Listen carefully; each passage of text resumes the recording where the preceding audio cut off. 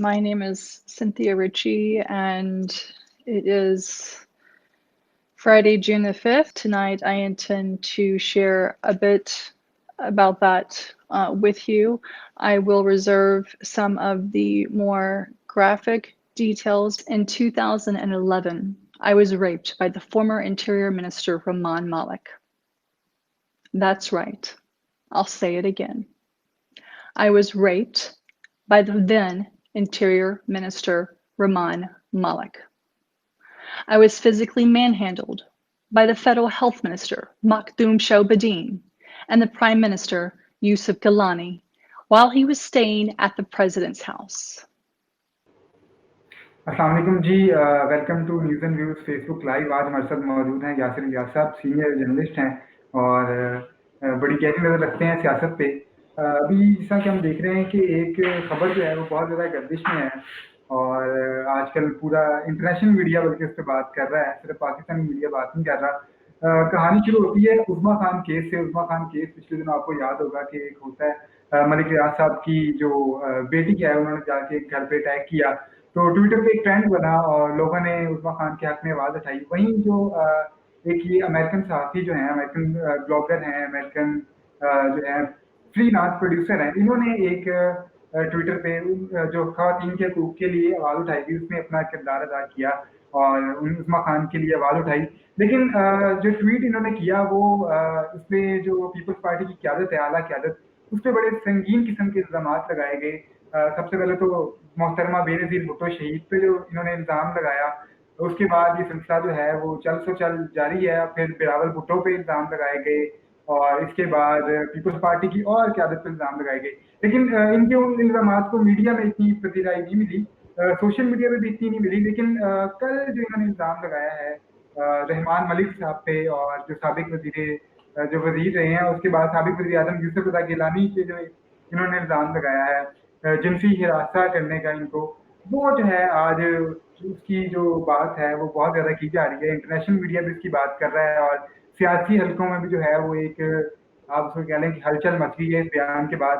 तो यासिर साहब से मैं जानना चाहूँगा, यासिर साहब ये बयान जो है इसकी 9 साल बाद इनको क्यों याद आई और क्या अहमियत है, जो टाइमिंग है इस बयान की, और ये सारे के पीछे क्या राज है? असद, ये 2011 का वाक़या कोट करती हैं मोहतरमा सिंथिया डी रिची साहिबा। और 2011 पाकिस्तान और अमेरिका के ताल्लुकात में बड़ा लव हेट रिलेशनशिप का साल है। ये उन्हीं दिनों की बात है जब अमेरिका पाकिस्तान में उसामा को ढूंढ रहा था और पाकिस्तान के उस वक्त के वज़ीर ख़ारिज दाखिला रहमान मलिक साहब बकौल मोहतरमा के उनको जो है कहीं पे ढूंढ रहे थे।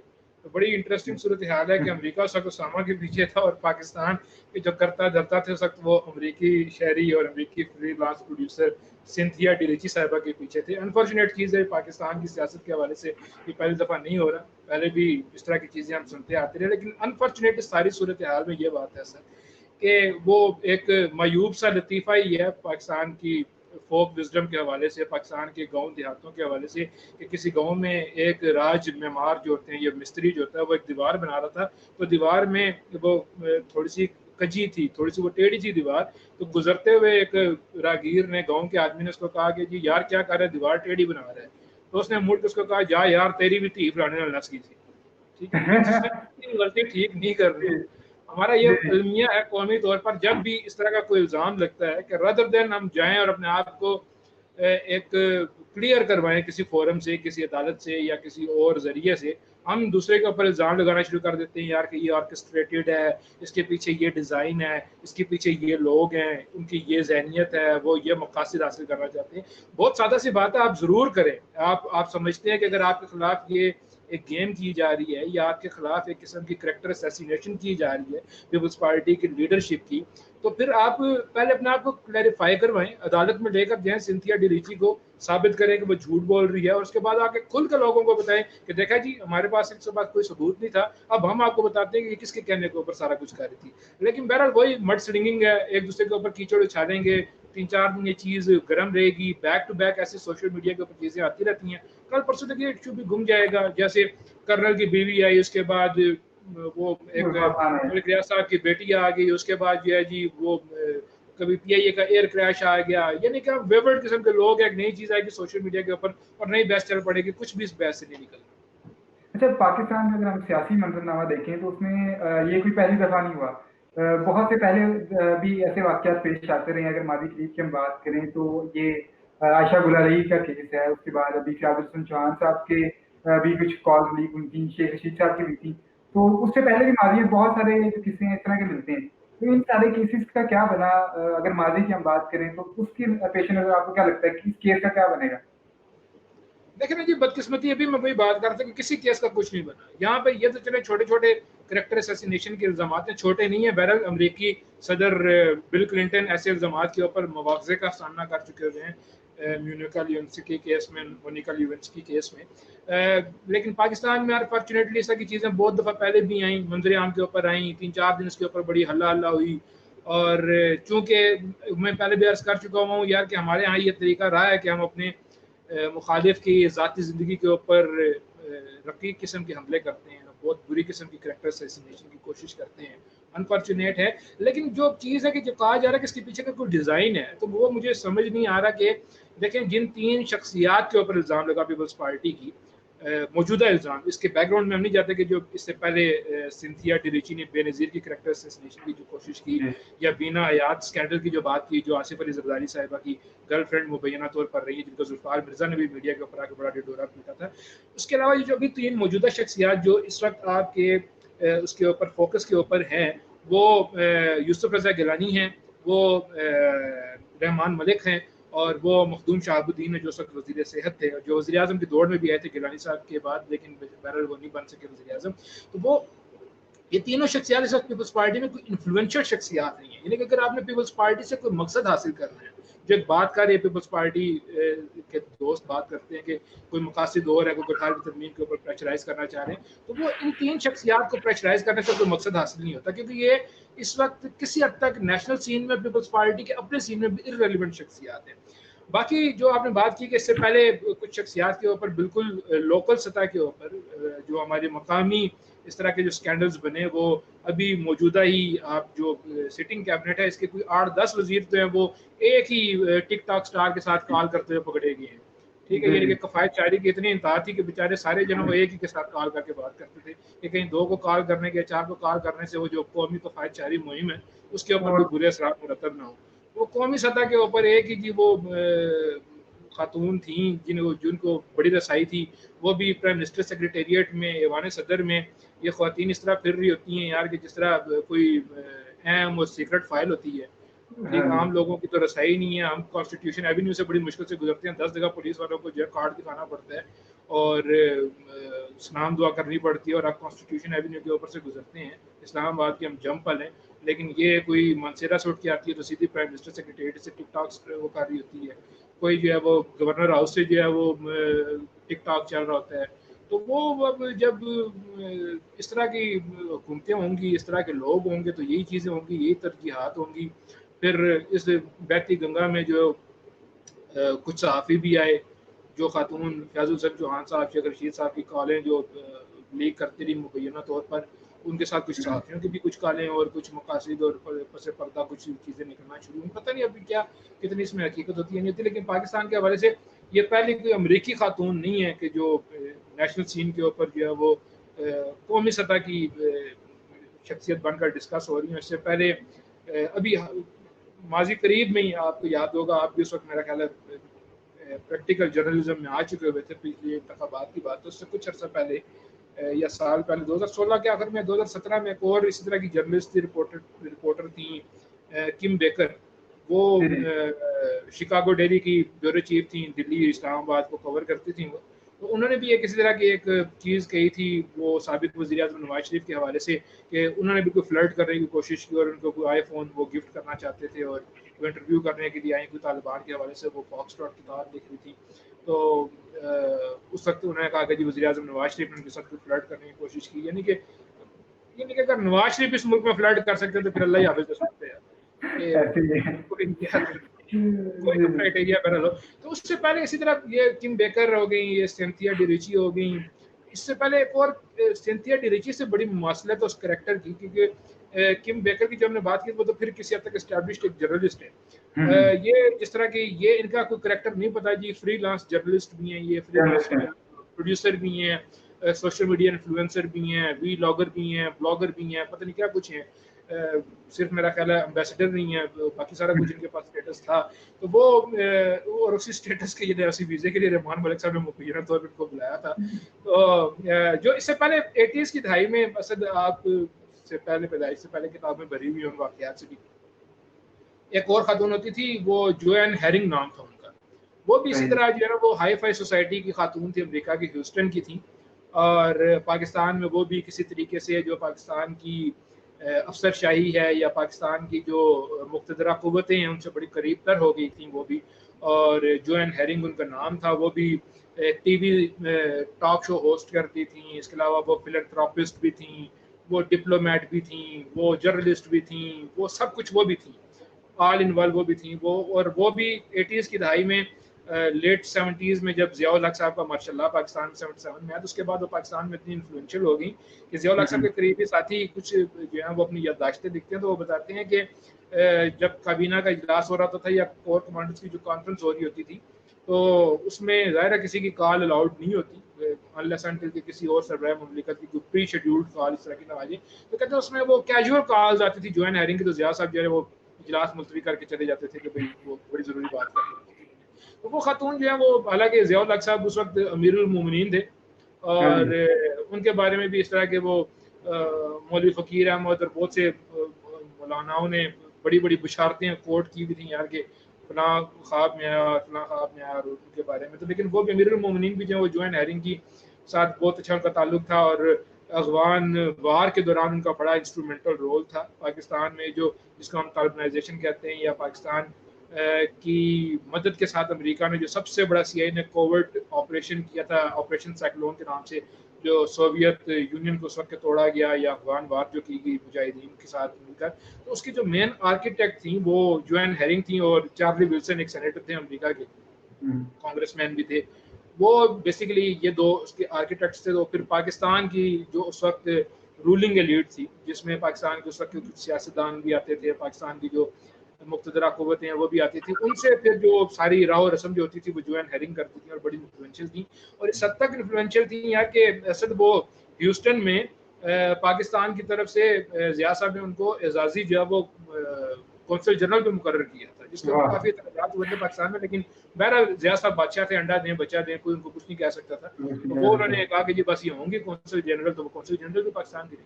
تو یہ پاکستان میں جو سفید چمڑی کا جو ایک رومانس ہے اور ایک جو وہاں پہ پاکستان کو ایک کیا احساس کمتری ہوتا ہے ہمیں, تو ہم بڑی اہمیت دیتے ہیں سفید چمڑیوں کو.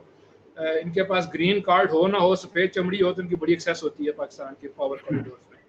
لازمی نہیں ہے اس کے لیے ان کے پاس کوئی جو ہے وہ کوئی ڈپلومیٹک بلو پاسپورٹ ہو, ان کے پاس سفید چمڑی ہو کافی ہے.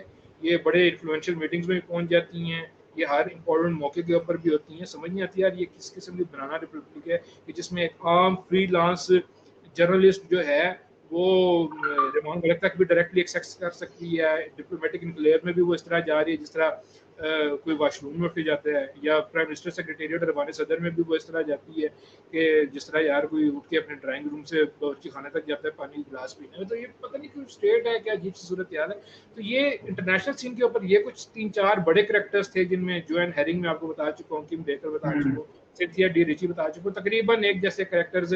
صرف جوین ہیرنگ کا یہ تھا کہ انہوں نے بعد میں کوئی مڈ سوئنگ نہیں کہ انہوں نے کسی کے اوپر اس طرح کے الزام نہیں لگایا کہ میں فلان جگہ پر گئی تو فلان نے مجھے فلانی نظر سے دیکھا اور میں فلان جگہ پہ گئی تو فلان نے مجھے فلانی نیت سے چھوا. اس طرح کی کوئی چیز انہوں نے نہیں کی, لیکن انہوں نے بڑے مقاصد اور حاصل کیے جو اسٹیٹ کے لیے امریکہ کے لیے بڑے کام آئے تھے. باقی جو 2 خواتین تھیں کم بیکر کے الزام سے کوئی پیالی میں طوفان برپا نہیں ہوا. انہوں نے بھی ایک الزام لگایا ایک بھولے آدمی کے اوپر یار کہ نواز شریف کو فلرٹ کرنا چاہتے ہیں. یار مینز ایک میرٹ ہوتا ہے الزام کا, یار دنیا کا ہر الزام آپ اس کے اوپر لگا سکتے ہیں یار, لیکن شہباز شریف پہ لگایا جاتا ہے تو شاید ماننے میں بھی آتی ہے. یہ شہباز شریف صاحب وہی نا کچھ میرٹس ڈی میرٹس ہوتے ہیں شخصیات کے, ہمیں نہیں کہنا چاہیے یار. لیکن بہرحال ایک چیز ایک رائے ہے لوگوں کی یار کہ وہ اس الزام میں شاید جان ہوتی. لیکن اسی طرح اب یہ ہو گیا ہے. پھر ایک جس طرح موجودہ وزیر اعظم ہے ان کی شخصیت کو بیچارے کے سب سے زیادہ ٹارگٹ کیا ہے کہ اس طرح کی والے سے. جی جی ان پہ تو پوری کتاب لکھی گئی نا عمران خان صاحب پہ. جی ان پہ کوئی ایک وہ کتاب بھی اگین دیکھیں بات کی جاتی ہے کہ کچھ اسپانسرڈ کتاب تھی, اس کے پیچھے بھی کوئی ان کے مخالف سیاسی جماعت کے لوگ تھے, انہوں نے کوئی فنڈنگ کی اور انہوں نے کوئی مقاصد حاصل کرنا چاہیے. لیکن بات وہی ہے یار, آپ کیوں جوابی الزام کیوں لگاتے ہیں اگر آپ کو کوئی الزام ہے؟ فورنز ہیں, عدالتیں ہیں, آپ کو پچھلی 10 15 20 سال کی تاریخ جو سر دست مجھے یاد ہے, اس میں آپ کو یاد ہو سکتا تو صرف پاکستان میں ایک ڈیفیمیشن کا کیس ہے. ٹھیک ہے, ڈیفیمیشن کا ایک کیس جو پاکستانی سطح کے اوپر ہے. ڈیفیمیشن کا ایک کیس ہے جو شہباز شریف نے عمران خان کے خلاف عدالت میں خرجانے کا مقدمہ کیا ہوا ہے, جس کی کارروائی آگے ہو نہیں ہے.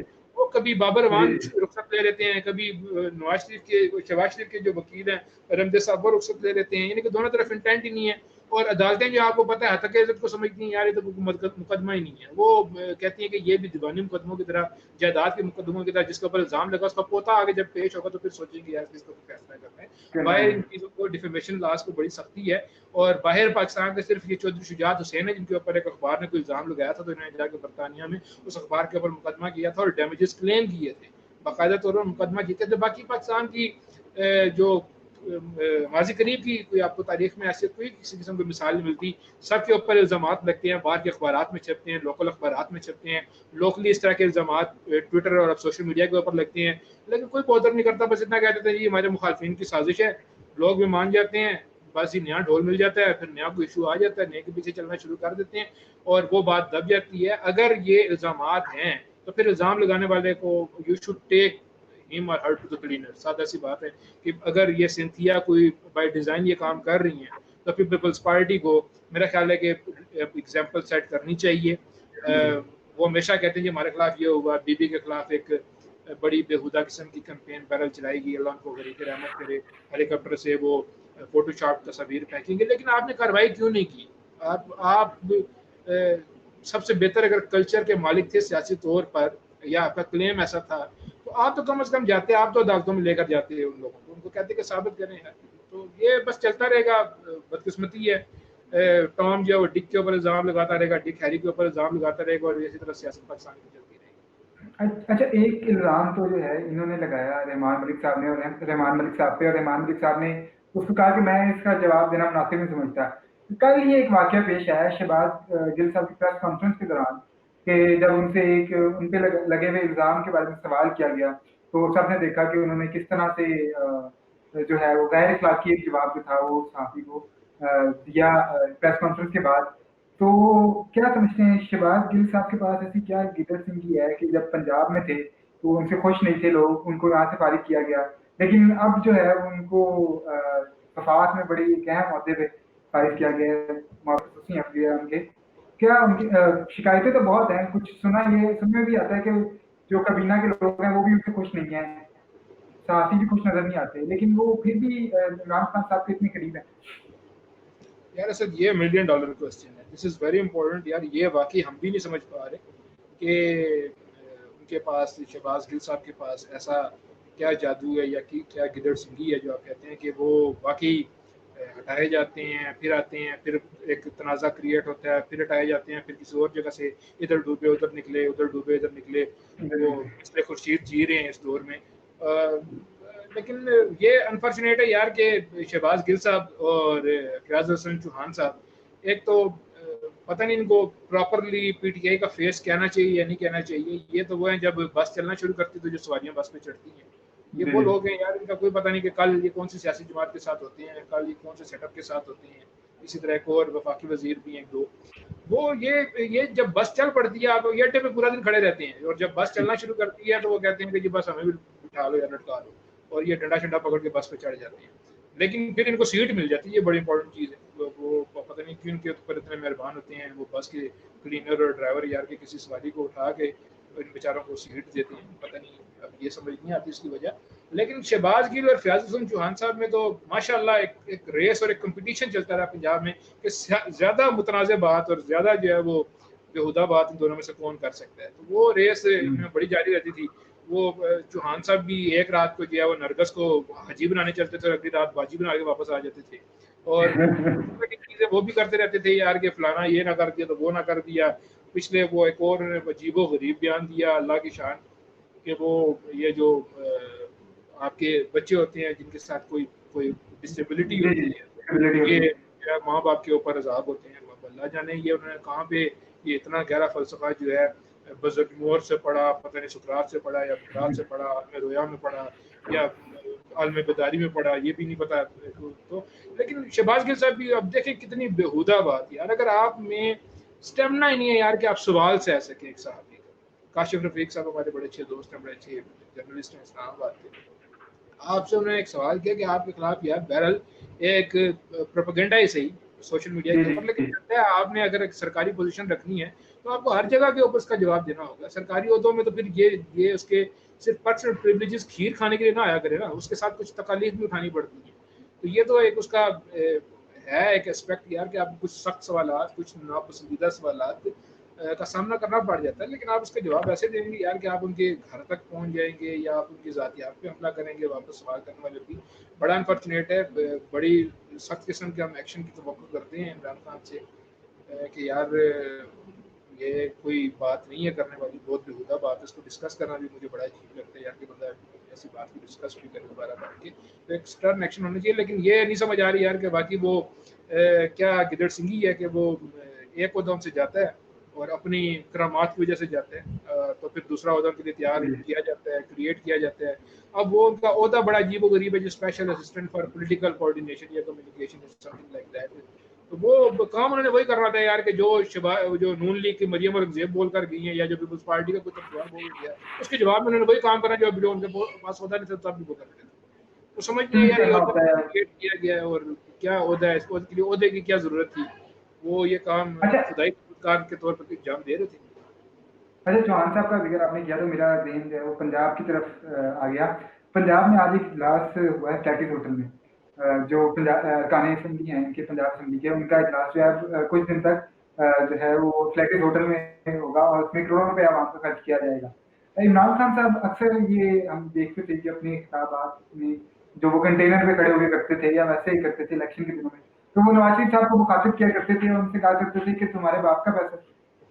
تو اب یہ سمجھ نہیں آ رہی ہے کس کے باپ کا پیسہ ہے کہ اتنے جہاں ایک طرف آپ کے پاس ہیلتھ فیسلٹیز نہیں ہے، آپ کے پاس وینٹیلیٹرز نہیں ہے، دوسری طرف آپ کروڑوں روپے کا اجلاس کر رہے ہیں جبکہ دنیا جو ہے وہ ماڈرنائزیشن کی طرف جا رہی ہے. جس طرح ابھی آپ اسلام آباد میں اور میں لاہور میں ہم فری آف کاسٹ جو ہے ایک سافٹ ویئر کے ذریعے جو ہے وہ کنیکٹ ہیں.